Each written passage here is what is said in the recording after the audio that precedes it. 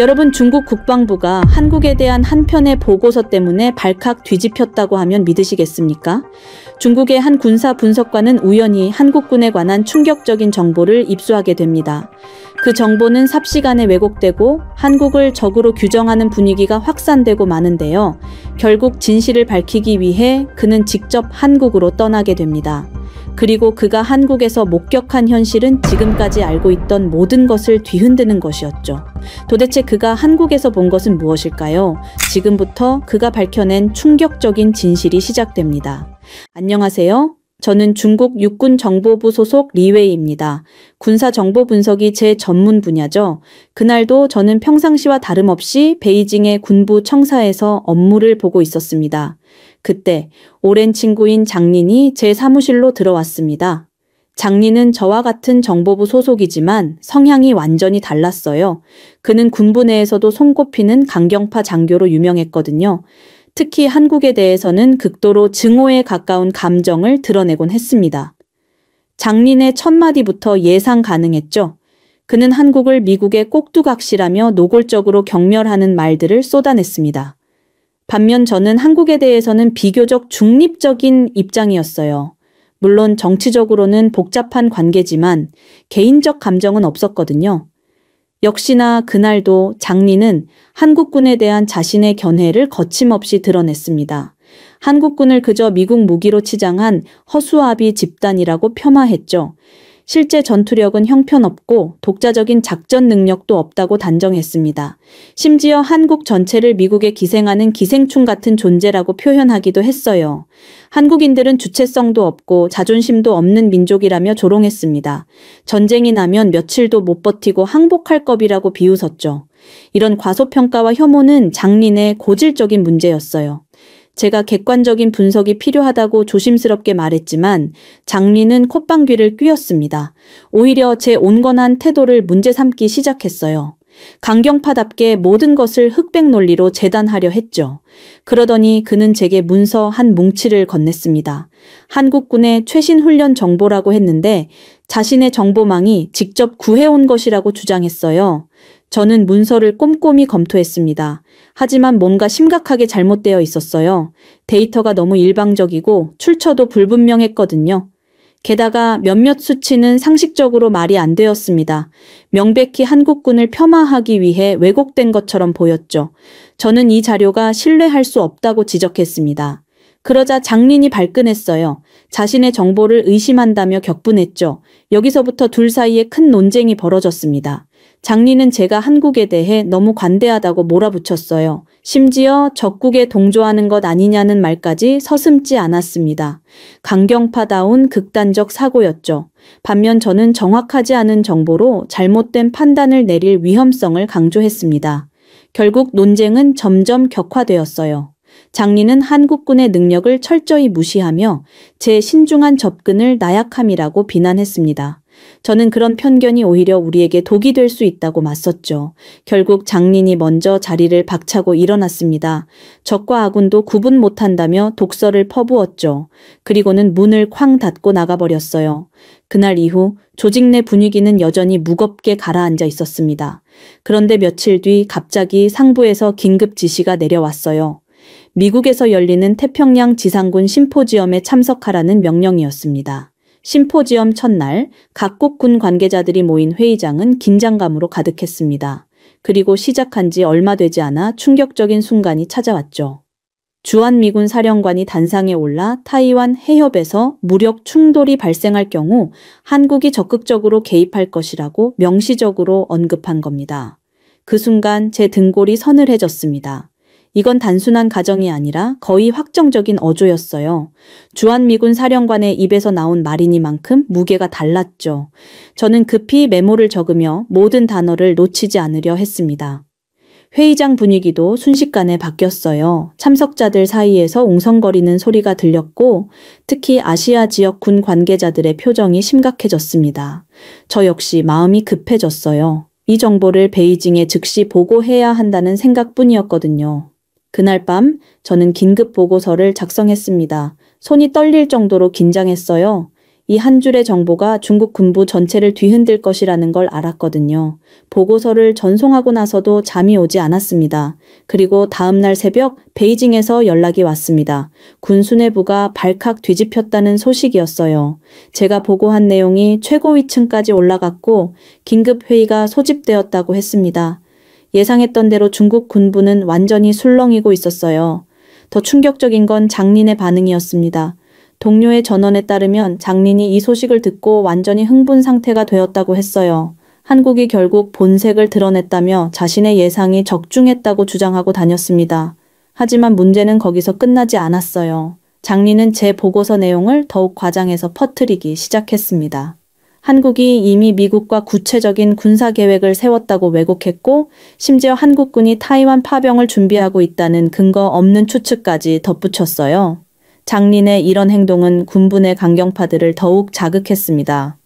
원래 한국에 대해 부정적이던 세력들이 장린의 과장된 정보에 동조하며 더욱 공격적인 자세를 취하기 시작했어요. 회의실마다 한국에 대한 강경 대응론이 퍼져나갔습니다.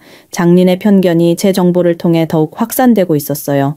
이후 베이징에 도착한 다음 날 제가 예상했던 최악의 시나리오는 결국 현실이 되었습니다. 장린이 군부 고위층에게 올린 보고서를 동료를 통해 엿볼 수 있었는데 그 내용에 경악했어요. 제가 보고한 사실들이 완전히 뒤틀려 있었거든요. 장린은 주한미군 사령관의 발언을 단순한 가능성 언급이 아닌 확정된 계획으로 포장했습니다. 한국이 이미 타이완 개입을 위한 구체적인 군사 준비를 마쳤다고 단정했어요. 심지어 한국군이 미군과 합동으로 타이완 침공 시나리오를 연습하고 있다는 근거 없는 주장까지 덧붙였습니다. 더 충격적인 건 장린이 제 이름을 거론하며 이런 정보들을 뒷받침했다는 점이었어요. 마치 제가 현장에서 직접 확인한 사실인 것처럼 왜곡한 겁니다. 저는 분노와 배신감을 동시에 느꼈습니다. 20년 우정이 이렇게 처참하게 이용당할 줄은 몰랐어요. 군부 내 분위기는 급속도로 악화되었습니다. 장린의 왜곡된 보고서가 각 부서로 퍼져나가면서 한국에 대한 적대감이 극도로 치솟았어요. 강경파들은 즉각적인 대응 조치를 요구했고 일부에서는 선제적 군사 행동까지 거론하기 시작했습니다. 저는 이 상황을 바로잡으려고 노력했어요. 상급자에게 장린의 보고서에 오류가 있다고 지적했지만 오히려 역효과가 났습니다. 장린이 미리 제게 대한 의심의 씨앗을 뿌려놓았거든요. 제가 한국의 우호적이라는 그의 주장이 힘을 얻기 시작했어요. 며칠 후 정말 믿을 수 없는 일이 벌어졌습니다. 저에게 새로운 임무가 하달된 거예요. 한국으로 파견되어 직접 정보를 수집하라는 명령이었습니다. 표면적으로는 승진 기회처럼 보였지만 실제로는 제가 반역자가 아니라는 걸 증명하라는 뜻이었어요. 임무 브리핑을 받으면서 저는 소름이 돋았습니다. 한국군의 타이완 개입 준비 상황을 직접 확인하고 미군과의 비밀 협력 실태를 파악하라는 내용이었거든요. 모두 장린이 조작한 가짜 정보들을 사실인 양 전제하고 있었습니다. 더 끔찍한 건 이 임무가 사실상 강제 추방이라는 점이었어요. 제가 거부할 수 없는 상황으로 몰아넣은 겁니다. 만약 임무를 거부하면 정말로 반역자로 낙인 찍힐 테고 받아들이면 불가능한 임무를 수행해야 하는 딜레마에 빠졌어요. 장린과 마지막으로 마주친 순간은 지금도 잊을 수 없습니다. 복도에서 우연히 만났는데 그의 표정에는 승리감이 역력했어요. 오랜 친구를 이렇게 처참하게 배신한 것에 대한 죄책감은 전혀 없어 보였습니다. 그 순간 저는 깨달았어요. 장린은 단순히 편견에 사로잡힌 게 아니라 자신의 신념을 위해서라면 친구까지 희생시킬 수 있는 사람이었습니다. 20년 우정은 그에게 아무것도 아니었던 거죠. 출국 준비를 하면서 저는 절망감에 빠졌습니다. 제가 수집한 정보가 이렇게 왜곡되어 두 나라 사이의 긴장을 높이고 있다는 사실이 견딜 수 없었어요. 더 큰 문제는 이런 왜곡된 정보를 바탕으로 잘못된 정책 결정이 내려질 수 있다는 점이었습니다. 인천공항행 비행기에 오르면서 저는 다짐했습니다. 이번 임무를 통해 반드시 진실을 밝혀내겠다고 말이에요. 장린의 편견과 왜곡으로 인한 오해를 바로잡고 두 나라 사이의 불필요한 긴장을 해소하는 데 기여하고 싶었습니다. 마침내 인천공항에 도착한 순간 저는 완전히 당황했습니다. 제가 상상했던 한국과는 전혀 달랐거든요. 공항 시설부터가 예상을 뛰어넘었어요. 깔끔하고 현대적인 인테리어, 체계적으로 운영되는 시스템, 그리고 무엇보다 직원들의 전문적인 모습이 인상적이었습니다. 장린이 항상 말하던 미국에 기생하는 후진국의 모습은 어디에도 없었어요. 오히려 중국의 인류 공항들과 비교해도 전혀 뒤지지 않는 수준이었습니다. 첫 번째 선입견이 흔들리기 시작했죠. 입국 심사를 받으면서도 놀랐습니다. 담당 공무원이 저를 대하는 태도가 정중하고 예의 바를 뿐만 아니라 업무 처리도 신속했어요. 중국인이라고 해서 따가운 시선을 보내거나 차별하는 기색이 전혀 없었습니다. 이것도 장린의 말과는 완전히 달랐어요. 공항에서 나와 택시를 탔을 때의 충격은 더 컸습니다.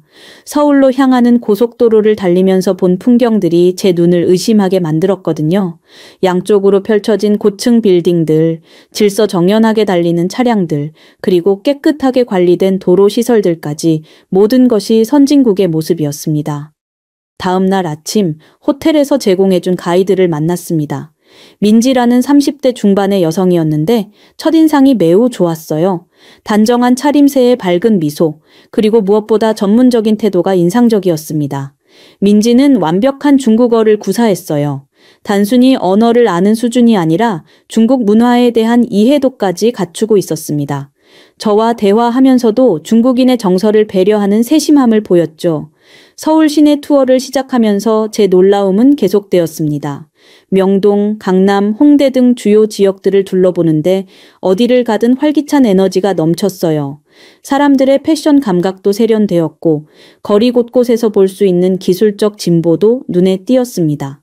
특히 지하철을 타면서 감탄했어요. 시설이 깨끗하고 현대적일 뿐만 아니라 운영 시스템도 효율적이었습니다. 승객들의 질서의식도 높았고 서로를 배려하는 모습들이 자연스러웠어요. 점심시간에 민지가 추천해준 식당에서도 놀라운 경험을 했습니다. 음식 맛은 물론이고 직원들의 서비스 정신이 정말 인상적이었어요. 외국인인 저를 전혀 어색해하지 않았고 오히려 더 세심하게 챙겨주려고 했습니다.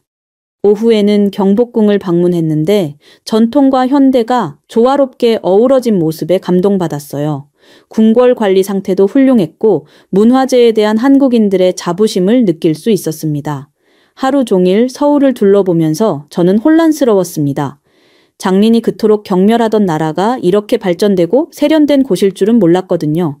사람들도 예의 바르고 친절했고 도시 인프라도 세계 수준이었습니다. 그날 밤 저는 잠들기 전까지 계속 뒤척였습니다.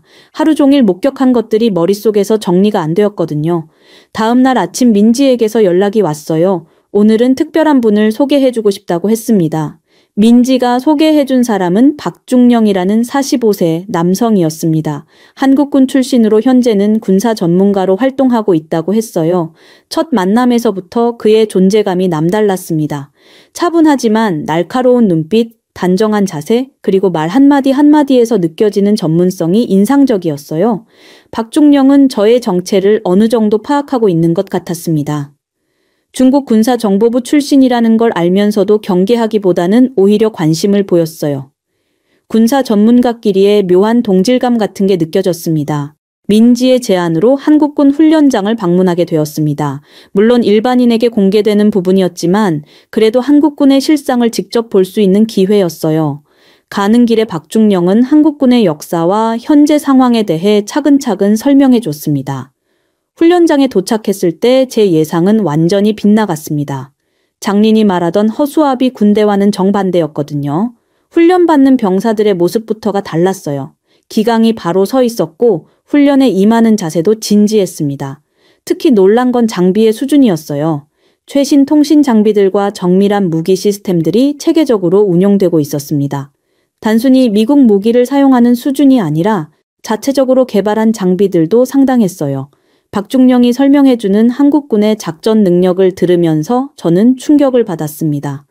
독자적인 지휘 체계를 갖추고 있었고 현대전에 적합한 전술들을 개발해서 적용하고 있더군요. 이건 장린의 주장과는 완전히 반대되는 모습이었습니다. 훈련 시범을 보면서 더욱 놀랐어요. 병사들의 개인 기량도 뛰어났지만 무엇보다 팀워크가 인상적이었습니다. 각자의 역할을 정확히 이해하고 있었고 상황 판단력도 빨랐어요. 이런 군대를 허수아비라고 부를 수 있을까요? 점심시간에 박중령과 민지, 그리고 저는 함께 식사를 했습니다. 대화를 나누면서 묘한 긴장감을 느꼈어요. 박중령은 저를 경계하면서도 존중하는 태도를 보였고, 민지는 두 사람 사이의 미묘한 분위기를 완화시키려고 노력했습니다. 박중령이 갑자기 직접적인 질문을 던졌어요. 중국에서는 한국군을 어떻게 평가하고 있는지 궁금하다고 했습니다. 순간 마음이 복잡해졌어요. 솔직하게 답해야 할지 아니면 외교적으로 둘러대야 할지 고민됐거든요. 저는 최대한 중립적으로 답변했지만 박중령의 날카로운 눈빛에서 뭔가 꿰뚫어 보는 듯한 느낌을 받았습니다. 그는 제가 말하지 않은 부분까지도 어느 정도 짐작하고 있는 것 같았어요. 오후에는 한국의 방산업체를 견학할 기회가 있었습니다. 박중령의 소개로 가능해진 일이었는데 여기서 또 한 번 충격을 받았어요. 한국이 독자적으로 개발한 무기 체계들의 수준이 상당했거든요. 특히 인상적이었던 건 연구 개발에 투입된 인력들의 전문성이었습니다. 젊은 엔지니어들이 최신 기술을 활용해서 혁신적인 무기 시스템을 개발하고 있었어요. 이건 단순히 외국 기술을 모방하는 수준이 아니었습니다. 저녁에 세 사람이 함께 식사하면서 더욱 깊은 대화를 나누게 되었습니다.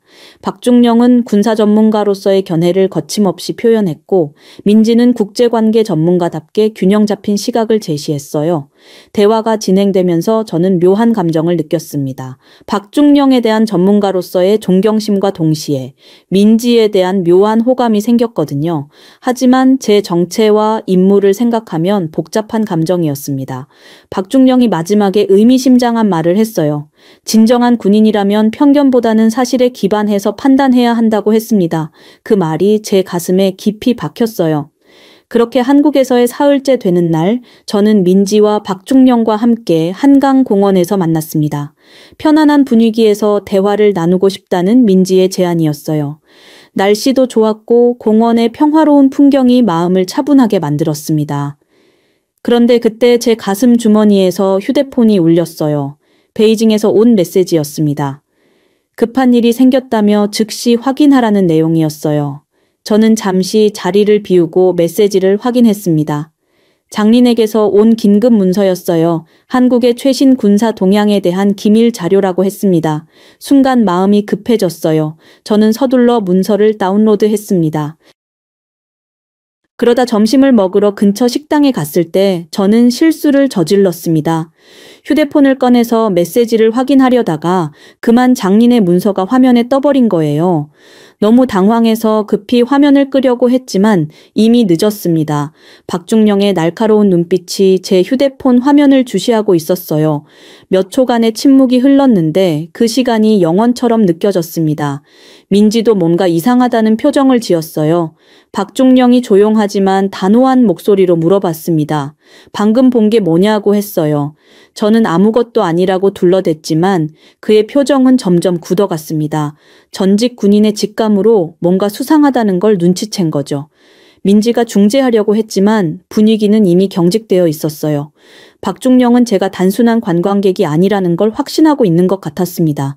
저는 식은땀이 흘렀어요. 이렇게 들킬 줄은 몰랐거든요. 결국 박중령이 직접적으로 물어봤습니다. 정확히 어떤 목적으로 한국에 왔느냐고 했어요. 더 이상 숨길 수 없다고 판단한 저는 부분적으로 진실을 털어놨습니다. 중국군 정보부 소속이며 정보 수집 임무를 받았다고 했어요. 그 순간 민지의 얼굴이 창백해졌습니다. 자신이 며칠 동안 안내한 사람이 스파이였다는 사실에 충격을 받은 거죠. 박중령은 의외로 차분했지만 경계심을 숨기지 않았어요. 저는 급히 해명하려고 했습니다. 제가 여기 온 진짜 이유와 지금까지 느낀 솔직한 감정들을 털어놨어요. 장린의 편견과 왜곡된 정보 때문에 억지로 파견된 것이라고 설명했습니다. 박중령은 냉정하게 상황을 정리했습니다. 제가 수집하려던 정보의 성격과 목적에 대해 자세히 물어봤어요. 저는 최대한 솔직하게 답변했습니다.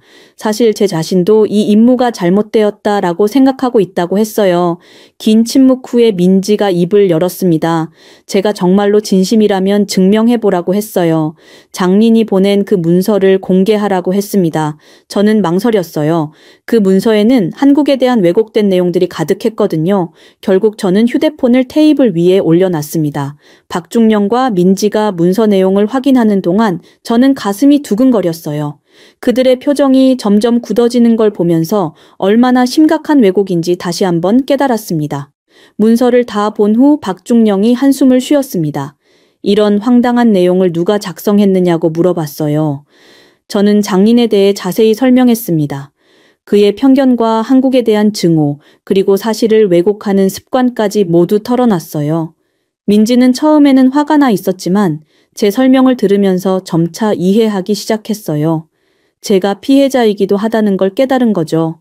하지만 여전히 경계심은 풀지 않았습니다. 저는 진심을 담아 사과했습니다. 처음부터 솔직하지 못해서 죄송하다고 했어요. 그리고 지난 며칠 동안 한국에서 느낀 진정한 감정들을 전했습니다. 편견이 얼마나 잘못된 것인지 깨달았다고 했어요. 오랜 대화 끝에 박중령과 민지는 저를 다시 받아들였습니다. 하지만 예전 같은 편안함은 없었어요. 신뢰를 회복하기 위해서는 시간이 필요할 것 같았습니다.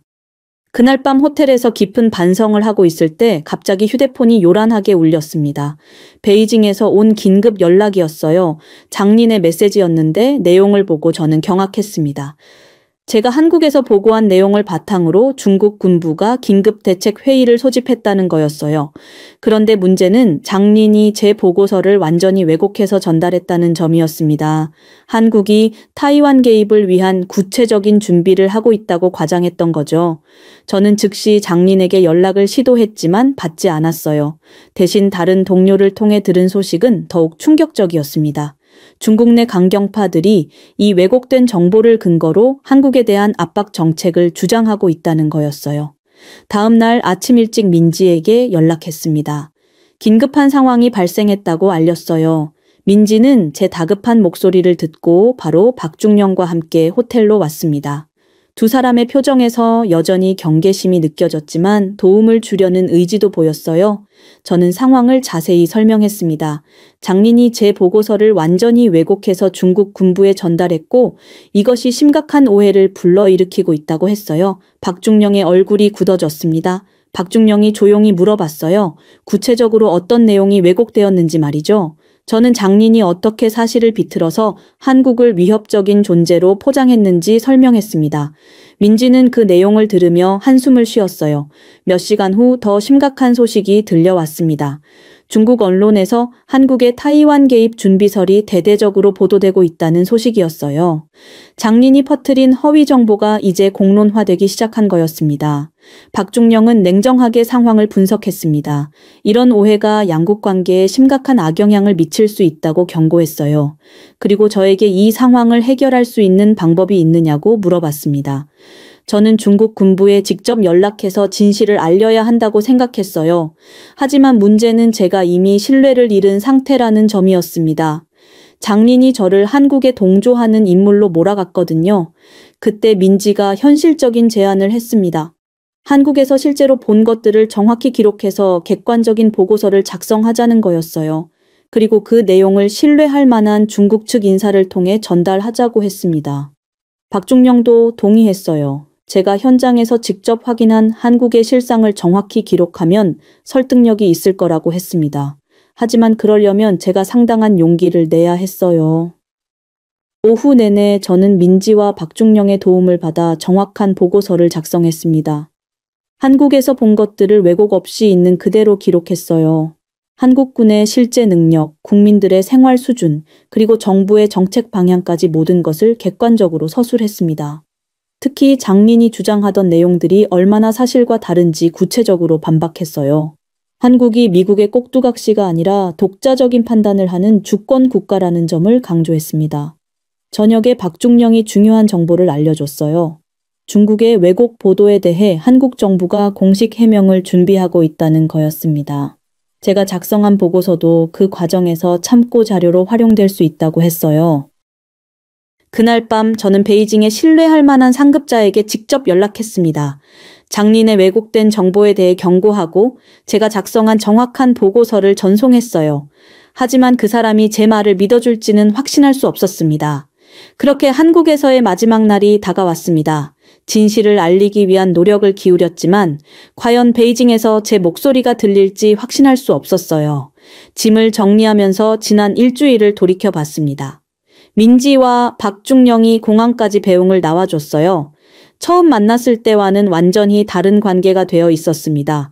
서로를 이해하고 신뢰하는 사이가 된 거죠. 특히 위기 상황을 함께 해결하면서 더욱 끈끈한 유대감이 생겼어요. 공항 라운지에서 마지막 대화를 나누면서 저는 솔직한 심정을 털어놨습니다. 한국에 와서 정말 많은 것을 배웠다고 했어요. 단지 군사 정보만이 아니라 편견이 얼마나 위험한 것인지, 그리고 진실을 보는 눈이 얼마나 중요한지를 깨달았다고 했습니다. 박중령은 제게 중요한 조언을 해줬어요. 진정한 전문가라면 자신의 신념을 지킬 용기가 있어야 한다고 했습니다. 비록 어려운 상황에 처할 수도 있지만 진실을 포기해서는 안 된다고 강조했어요. 민지는 제게 연락처를 주면서 언제든지 연락하라고 했어요. 중국으로 돌아가서 어려운 일이 생기면 도움을 주겠다고 약속했습니다. 그 순간 제 마음이 뭉클해졌어요. 비행기에 오르면서 서울의 야경을 내려다봤습니다. 일주일 전에는 적국의 수도로만 생각했던 도시가 이제는 친숙하고 따뜻하게 느껴졌어요. 한국에 대한 제 인식이 완전히 바뀐 거죠. 베이징에 도착한 후 며칠 동안은 조용했습니다. 제가 보낸 정확한 보고서에 대한 반응이 없었어요. 오히려 장린의 영향력이 더 커지고 있는 것 같았습니다.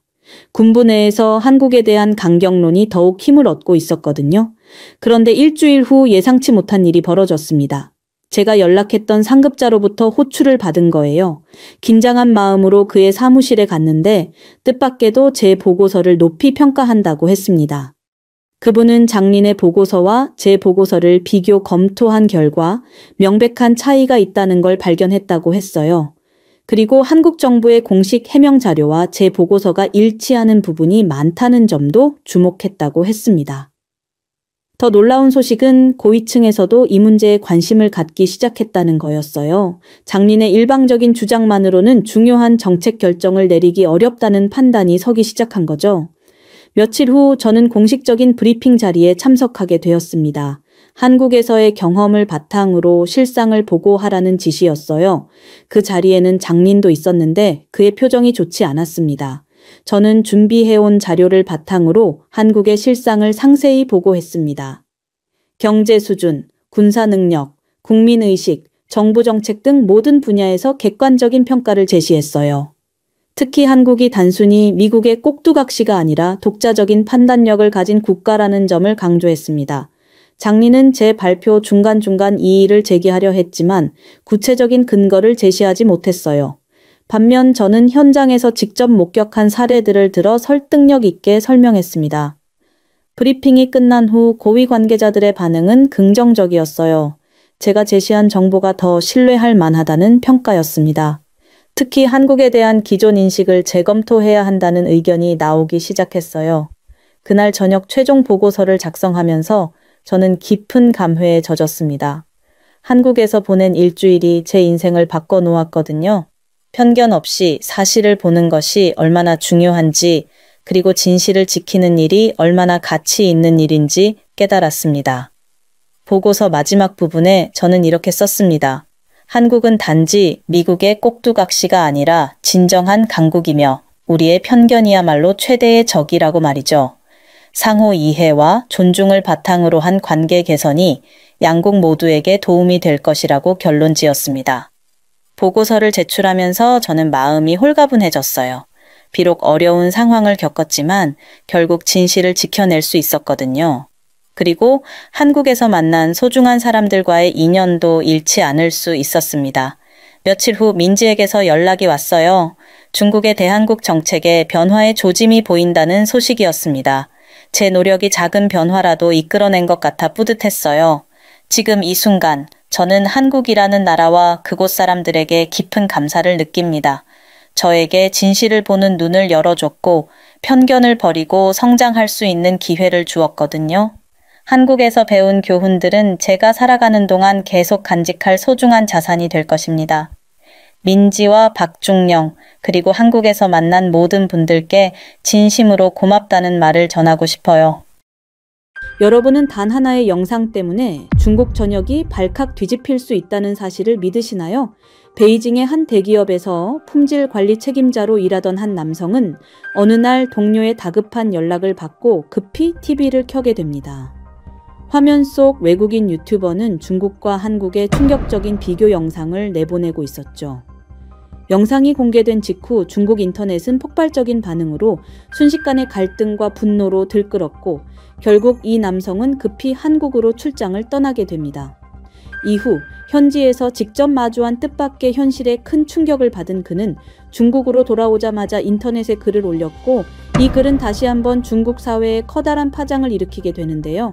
대체 그가 한국에서 직접 목격한 충격적인 진실은 무엇이었을까요? 지금부터 그 놀라운 이야기를 공개합니다.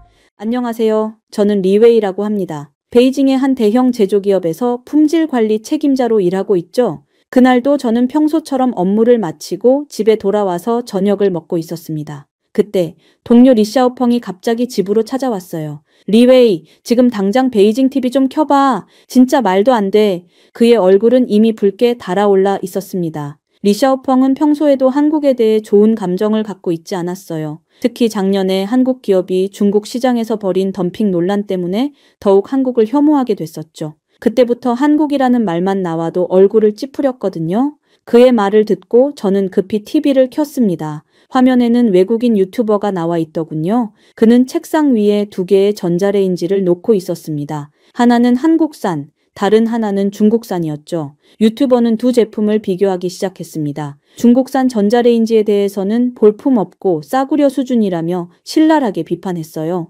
외관 디자인이 조잡하고 내부 마감이 엉성하다고 했습니다. 심지어 안전성도 의심스럽다며 고개를 저었죠. 반면 한국산 전자레인지는 세계 최고 수준의 품질을 자랑한다며 극찬했어요. 리샤오펑은 제자리에서 벌떡 일어났습니다. 주먹을 불끈 쥐며 TV 화면을 노려봤어요.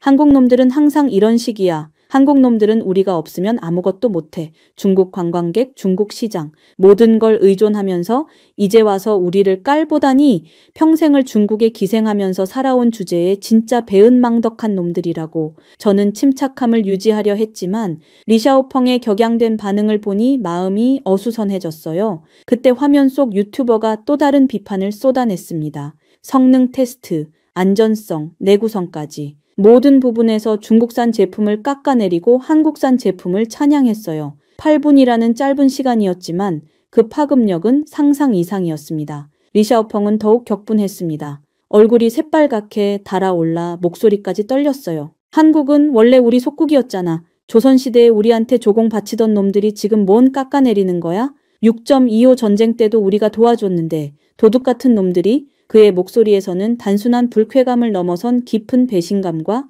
굴욕감이 느껴졌습니다. 한국에 대한 그의 분노는 개인적인 감정을 완전히 넘어서고 있었어요. 이건 진짜 참을 수 없어. 한국 놈들이 얼마나 못된지 이제 세상 사람들이 다 알아야 해. 저 외국인은 한국의 앞잡이야. 돈 받고 우리를 비방하는 거지. 이후 리샤오펑이 집을 나간 후에도 저는 계속 TV를 보고 있었습니다. 그 영상이 인터넷에서 어떤 반응을 불러일으킬지 궁금했거든요. 예상대로 파장은 즉각적이었어요. 인터넷에 접속하자마자 모든 주요 사이트들이 이 영상으로 떠들썩했습니다. 바이두 검색창에 외국인 유튜버라고만 입력해도 관련 기사들이 수십 개씩 뜨더군요. 시나웨이보에서는 이미 관련 해시태그가 실시간 검색어 1위에 올랐어요. 댓글들을 읽어보니 중국 네티즌들의 반응이 완전히 갈라져 있었습니다. 어떤 사람들은 리샤오펑처럼 격렬하게 분노하고 있었어요. 한국을 욕하고 그 유튜버를 비난하는 댓글들이 폭우처럼 쏟아지고 있었습니다. 한국은 역시 믿을 수 없는 나라라는 댓글들이 줄을 이었습니다.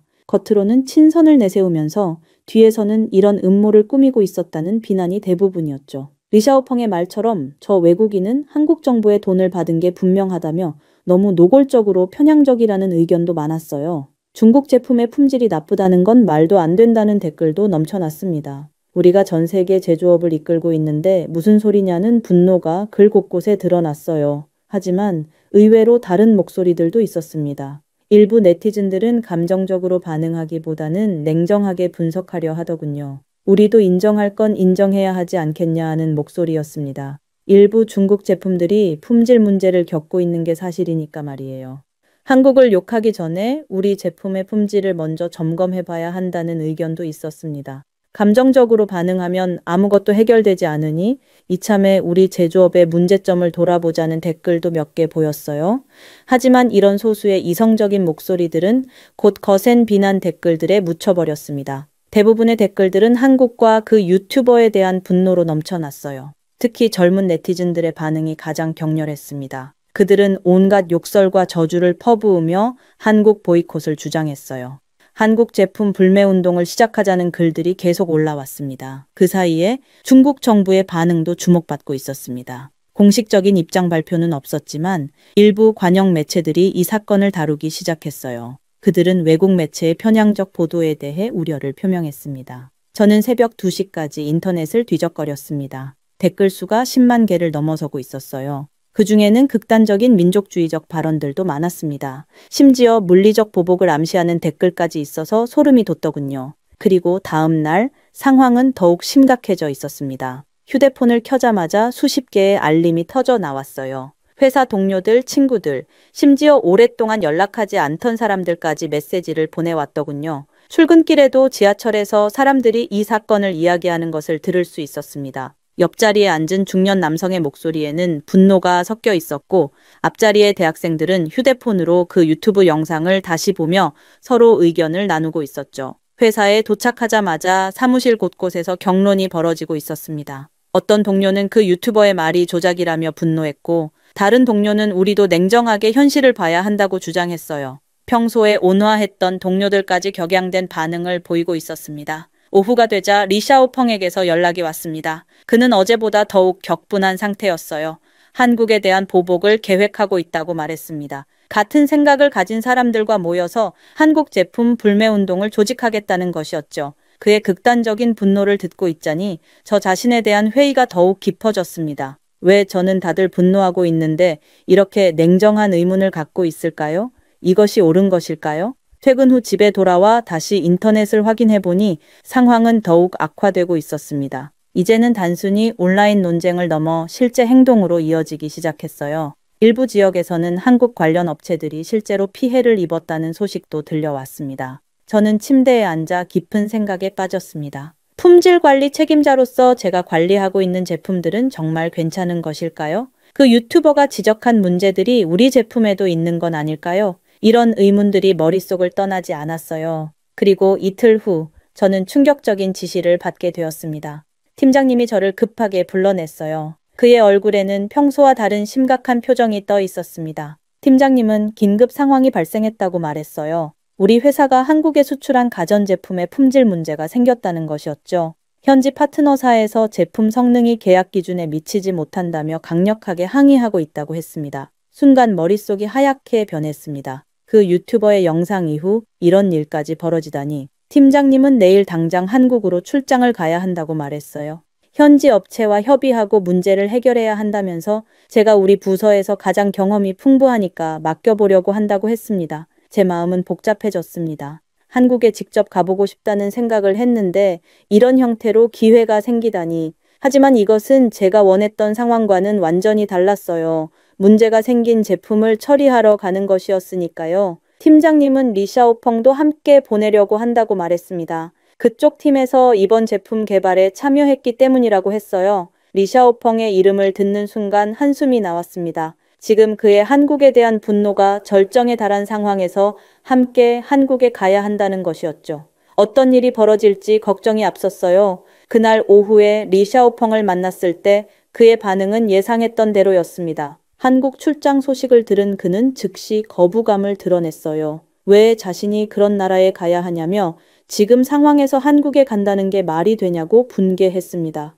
그의 목소리에는 분노와 함께 억지로 가야 하는 상황에 대한 불만이 섞여 있었습니다. 하지만 회사 명령이었기 때문에 거부할 수도 없었어요. 저는 회사가 시키는 일인데 어쩔 수 없다고 말했지만 속으로는 다른 생각을 하고 있었습니다. 이번 기회에 한국의 실상을 직접 확인해 볼 수 있겠다는 생각 말이에요. 물론 리샤오펑에게는 이런 마음을 드러낼 수 없었습니다. 출장 준비를 하는 동안 회사 분위기는 여전히 어수선했습니다. 동료들은 우리가 한국에 간다는 소식을 듣고 여러 가지 반응을 보였어요. 어떤 사람은 한국인들에게 당당하게 맞서라고 응원했고 다른 사람은 조심하라고 걱정했습니다. 리웨이는 한국에 가서 그들의 편견을 확실히 깨부수라는 말과 우리 제품의 우수성을 제대로 알려주고 오라는 격려를 받았습니다. 이런 말들을 들으며 저는 점점 더 부담을 느꼈습니다. 과연 제가 한국에서 확인하게 될 현실은 동료들의 기대와 같을까요? 아니면 완전히 다른 것일까요? 출발 전날 밤 저는 잠을 이루지 못했습니다. 여러 가지 생각이 머릿속을 맴돌았어요. 한국에서 무엇을 보게 될지, 리샤오펑과 어떤 갈등이 생길지, 그리고 돌아와서 동료들에게 무엇을 말해야 할지. 공항으로 향하는 길에서 리샤오펑의 표정은 여전히 어두웠습니다. 그는 계속해서 한국에 대한 불만을 토로했어요. 저는 그의 말을 들으며 점점 더 불안해졌습니다. 비행기에 탑승한 후에도 리샤오펑의 기분은 나아지지 않았습니다. 그는 창밖을 바라보며 중얼거렸어요. 이런 상황에서 함께 일주일을 보내야 한다는 것이 걱정스러웠습니다. 한국으로 향하는 비행기 안에서 저는 깊은 생각에 빠졌습니다. 곧 제가 직접 한국의 현실을 목격하게 될 것이었어요. 그 유튜버의 말이 맞는지, 우리가 분노할 이유가 정당한지 확인할 수 있을 것입니다. 마침내 인천공항에 착륙하자마자 저는 한국의 첫인상에 놀랐습니다. 공항 내부는 상상했던 것보다 훨씬 깔끔하고 체계적이었어요.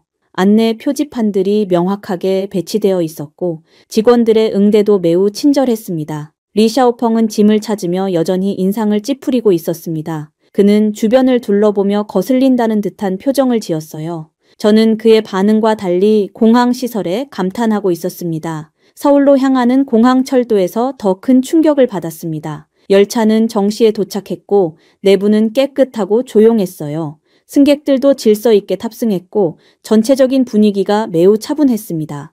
호텔에 도착한 후 다음 날 아침 우리는 예정보다 일찍 연락을 받았습니다. 한국 파트너사에서 긴급하게 만나자고 요청한 것이었어요. 회사 직원이 전화로 매우 심각한 톤으로 이야기했습니다. 파트너사 건물에 도착했을 때 입구에서부터 언론인들이 대기하고 있는 모습이 보였습니다. 플래시가 번쩍이고 카메라가 우리를 향했어요. 무슨 일인지 알 수 없었지만 불안감이 커졌습니다. 회의실에 들어서자 한국 관계자들의 표정이 어두웠습니다. 그들은 즉시 충격적인 소식을 전했어요. 우리가 한국에 수출한 전자레인지 제품이 안전성 문제로 전국적인 리콜 조치에 들어갔다는 것이었습니다. 화면에 뉴스 화면이 떴습니다. 메인 뉴스에서 우리 브랜드 제품의 리콜을 보도하고 있었어요.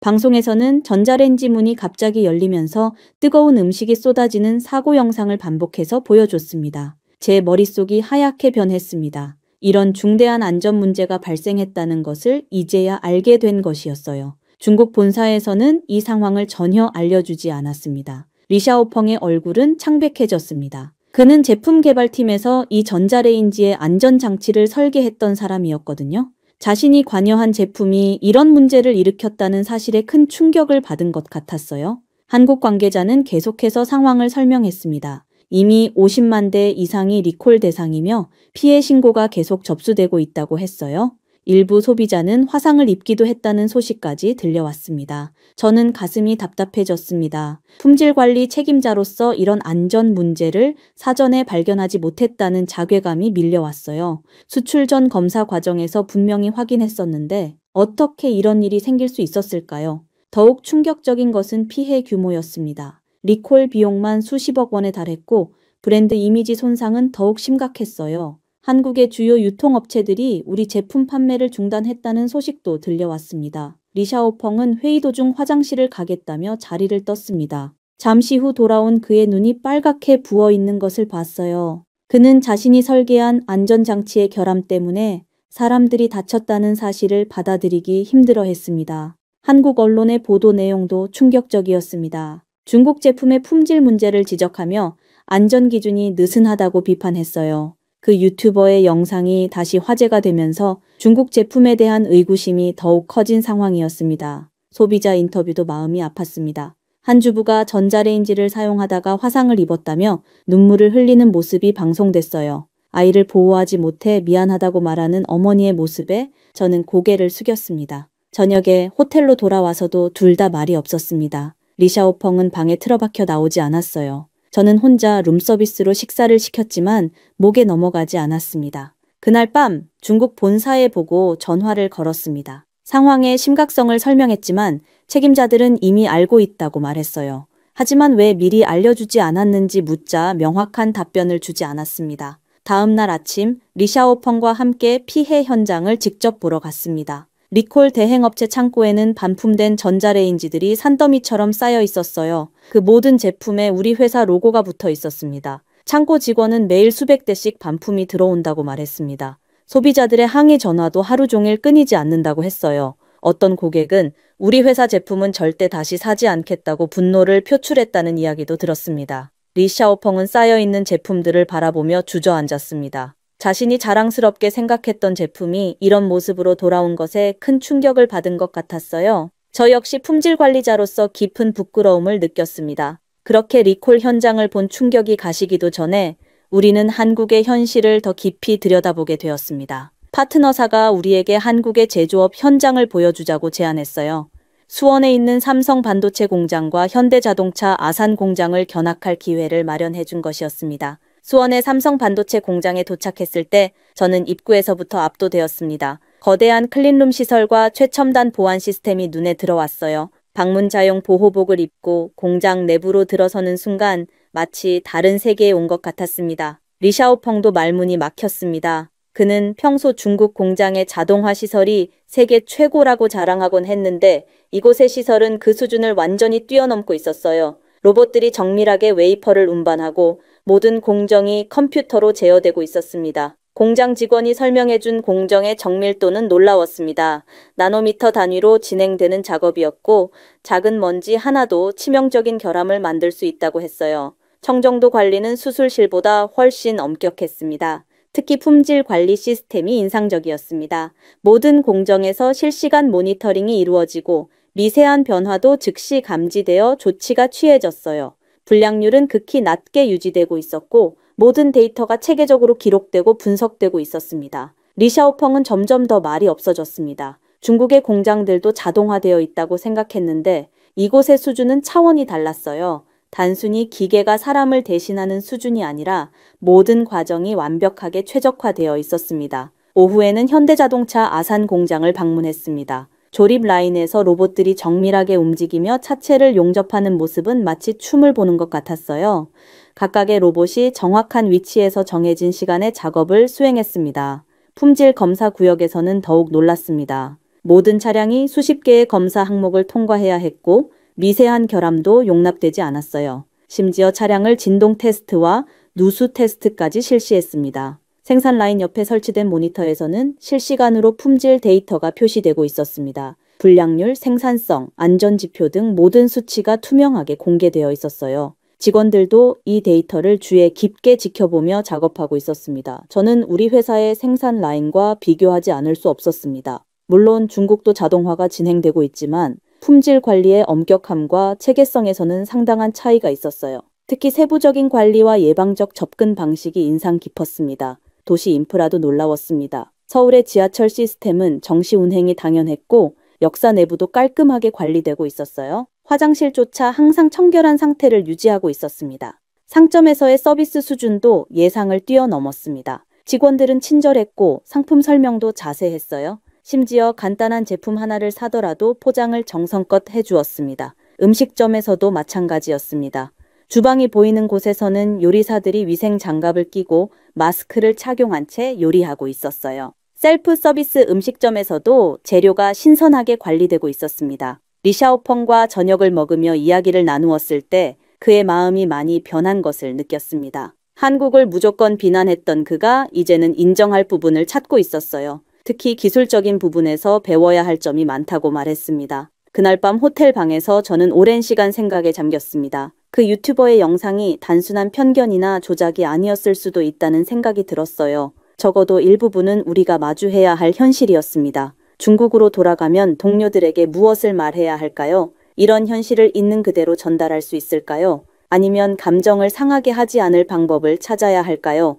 하지만 품질 관리 전문가로서 저는 진실을 말해야 한다고 생각했습니다. 우리가 개선해야 할 부분을 정확히 알아야 발전할 수 있을 것이라고 믿었어요. 감정적인 반응보다는 냉정한 분석이 필요한 시점이었습니다. 그렇게 한국에서의 마지막 날 밤, 저는 큰 결심을 했습니다. 그동안 본 것들을 정직하게 중국 네티즌들과 공유해야겠다고 생각했어요.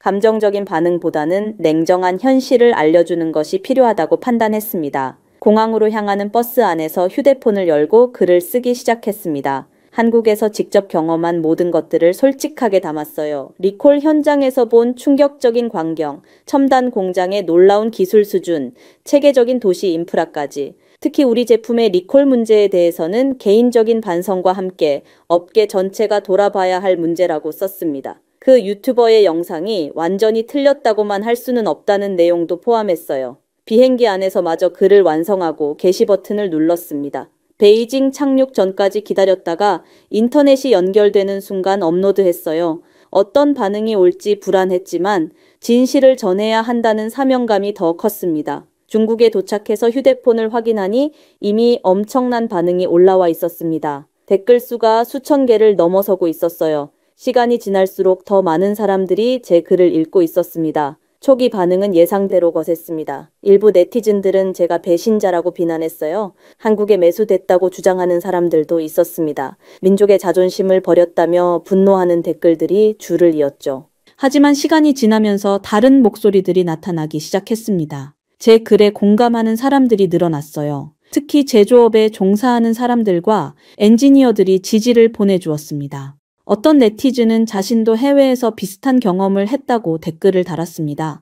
독일 공장을 견학했을 때 중국과의 차이를 절감했다는 내용이었어요. 감정적으로 반응하기보다는 현실을 인정하고 발전 방향을 찾아야 한다고 주장했습니다. 제조업 관련 전문가들도 제 글에 동조했습니다. 중국 제품의 품질 향상을 위해서는 이런 현실 인식이 필수적이라고 말했어요. 해외 시장에서 경쟁력을 갖기 위해서는 냉정한 자기평가가 필요하다고 강조했습니다. 젊은 네티즌들 사이에서도 변화가 시작됐습니다. 무조건적인 민족주의보다는 합리적 분석을 원하는 목소리가 커지고 있었어요. 중국의 발전을 위해서는 비판적 사고가 필요하다고 주장하는 사람들이 늘어났습니다. 언론에서도 제 글을 주목하기 시작했습니다. 일부 매체는 중국 제조업의 현주소를 되돌아볼 필요가 있다는 기사를 내보냈어요. 전문가 인터뷰에서도 품질 혁신의 중요성이 강조되었습니다. 대학생들 사이에서는 더욱 활발한 토론이 벌어졌습니다. 온라인 커뮤니티에서 중국 제조업의 문제점과 개선 방안에 대한 심도 있는 논의가 이어졌어요. 일부는 한국이나 독일 같은 선진국의 사례를 연구하자고 제안했습니다. 제 글이 화제가 되면서 관련 토론도 확산됐습니다. 왜 중국 제품이 가격은 저렴하지만 품질 면에서 아쉬운 부분이 있는지에 대한 분석이 이어졌어요. 단순한 한국 비난에서 벗어나 건설적인 논의로 발전하고 있었습니다. 특히 품질 관리 업계 종사자들의 반응이 뜨거웠습니다. 제 글을 계기로 자신들도 현실을 직시해야 한다는 데 공감했어요. 업계 포럼에서는 품질 혁신을 위한 구체적인 방안들이 제시되기 시작했습니다. 소비자들의 의식도 변화하기 시작했습니다. 단순히 가격만 보고 제품을 선택하는 것이 아니라 품질과 안전성을 더 중요하게 여기는 사람들이 늘어났어요. 중국 기업들도 이런 소비자 의식 변화에 주목하기 시작했습니다. 리샤오펑도 제 글에 긴 댓글을 달았습니다. 처음에는 한국을 무조건 비난했지만 직접 가서 본 후 생각이 많이 바뀌었다고 썼어요. 우리가 배울 점은 인정하고 개선해야 한다고 주장했습니다. 회사에서도 변화가 시작됐습니다. 제 글이 화제가 되면서 경영진도 품질 관리에 더 많은 관심을 보이기 시작했어요. 한국에서의 리콜 사건을 계기로 전면적인 품질 개선 프로젝트가 시작되었습니다. 인터넷에서의 논쟁은 계속됐지만 분위기는 점차 바뀌고 있었습니다. 감정적인 반응에서 합리적 분석으로 맹목적 비난에서 건설적 비판으로 발전하고 있었어요. 이런 변화가 바로 중국 사회에 필요한 것이라고 생각했습니다. 그렇게 중국으로 돌아온 지 일주일 후 저는 회사에서 전면적인 품질 관리 개혁을 주도하게 되었습니다. 경영진이 한국에서의 리콜 사건과 제 온라인 글의 반향을 보고 결단을 내린 것이었어요. 그들도 변화의 필요성을 절감했습니다. 첫 번째 조치는 전체 생산 라인의 품질 관리 시스템을 재점검하는 것이었습니다. 한국에서 본 삼성과 현대의 시스템을 참고하여 새로운 기준을 마련했어요. 모든 공정에서 실시간 모니터링이 가능하도록 센서를 설치했습니다. 리샤오펑도 적극적으로 변화에 동참했습니다. 한국에서의 경험이 그의 생각을 완전히 바꿔놓았거든요. 그는 새로운 안전장치 설계에 매진했고 더 엄격한 테스트 절차를 도입했습니다. 제조 현장에서는 직원들의 의식도 변화하기 시작했습니다. 처음에는 더 까다로워진 기준에 불만을 가진 사람들도 있었어요. 하지만 한국에서 일어난 리콜 사건의 심각성을 설명하자 모두가 이해했습니다. 품질 교육 프로그램도 새롭게 만들었습니다. 해외 사례를 통해 품질 관리의 중요성을 알렸고 각 부서별로 맞춤형 교육을 실시했어요. 직원들의 품질 의식이 눈에 띄게 향상되었습니다. 공급업체 관리도 강화했습니다. 한국 기업들이 협력업체를 관리하는 방식을 도입해서 모든 부품과 원자재에 대한 품질 기준을 상향했어요. 정기적인 감사와 평가를 통해 수준을 유지했습니다. 가장 중요한 변화는 소비자 피드백 시스템이었습니다. 한국처럼 고객의 불만이나 제한 사항을 즉시 접수하고 처리할 수 있는 체계를 구축했어요. 작은 문제라도 신속하게 해결하여 큰 문제로 번지지 않도록 했습니다. 연구개발 부서에서도 혁신이 일어났습니다. 단순히 기능만 개발하는 것이 아니라 안전성과 내구성을 더 중시하게 되었어요.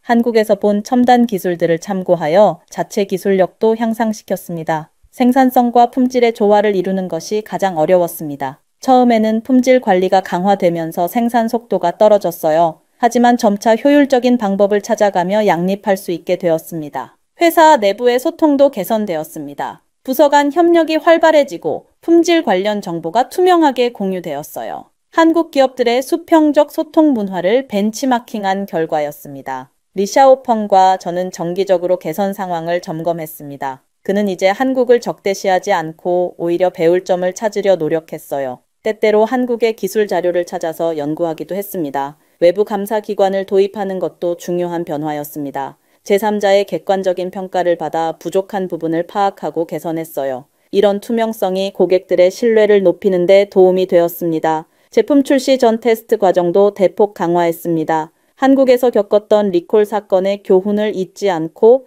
다양한 상황에서의 안전성을 철저히 검증했어요. 비용이 더 들었지만 장기적으로는 이득이었습니다. 고객 만족도 조사 결과도 점차 개선되었습니다. 품질 개선 노력이 실제로 효과를 보이기 시작한 것이었어요. 특히 내구성과 안전성 부분에서 크게 향상된 평가를 받았습니다. 회사 전체의 분위기도 달라졌습니다. 품질 제일주의가 새로운 기업 문화로 자리 잡았어요. 직원들도 자신의 업무에 더 큰 자부심을 느끼게 되었습니다. 해외 수출에서도 성과가 나타나기 시작했습니다. 품질 개선으로 인해 유럽과 북미 시장에서의 평가가 좋아졌어요. 한국 시장에서도 서서히 신뢰를 회복하고 있었습니다. 온라인에서의 반응도 긍정적으로 변했습니다. 제 초기 글에 비판적이었던 사람들도 이제는 회사의 변화를 인정하기 시작했어요. 중국 제조업 전반에 긍정적인 영향을 미치고 있다는 평가를 받았습니다. 다른 회사들도 우리의 변화를 주목하기 시작했습니다. 업계 세미나에서 우리의 품질 개선 사례를 발표해달라는 요청이 들어왔어요. 이런 경험 공유가 중국 제조업 전체의 발전에 기여하길 바랐습니다. 리샤오펑과 저는 이제 한국을 다시 방문할 계획을 세우고 있습니다. 이번에는 문제를 해결하러 가는 것이 아니라 더 나은 협력 방안을 찾기 위해서였어요. 그 유튜버의 비판이 결국 우리를 더 나은 방향으로 이끌어준 셈이었습니다. 한국에서의 충격적인 경험이 결국 우리 회사와 저 개인에게는 큰 전환점이 되었습니다. 때로는 쓰라린 진실을 마주하는 것이 성장의 발판이 된다는 것을 깨달았어요. 지금도 우리는 계속해서 발전하고 있으며 언젠가는 세계 최고 수준에 도달할 것이라고 확신합니다.